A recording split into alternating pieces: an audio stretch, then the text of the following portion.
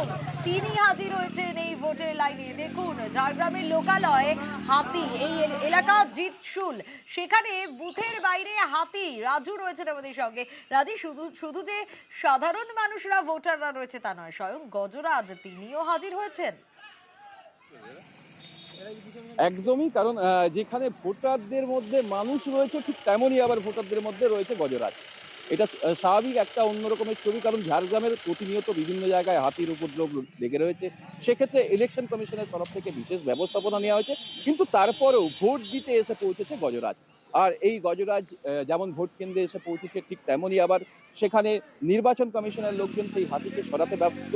অপরদিকে বন দপ্তরের আধিকারিকরা সেখানে গিয়ে পৌঁছেছেন এবং সেই গজরাজকে সেখান থেকে ফিরিয়ে আবার জঙ্গলে ফেরাবার জন্য সমস্ত রকমের ব্যবস্থাপনা নেওয়া হয়েছে। ইতিমধ্যে মানুষের মধ্যে এই গজরাজকে নিয়ে কিছুটা আতঙ্ক এবং ভোট কেন্দ্রে যেতে কিছুটা হলেও বাধা সৃষ্টি হচ্ছে।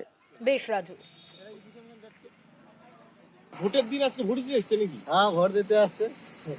আচ্ছা, এই প্রত্যেকদিন কার আগে এই প্রতিদিন সকালবেলা একবার, বিকালবেলা একবার, 5টার সময়। বলা হচ্ছে লোক নেই ভোটের দিন হবে, আজকে কোনো আতঙ্ক নেই এলাকায়। না না, আতঙ্ক কিছু নেই। কেন বলুন? ভয়ের কারণে এটা রামলাল এর কাছে চলে যাবে সব। এই প্রত্যেকদিন আসে। এই প্রতিদিন বিকালবেলা একবার, সকালবেলা একবার।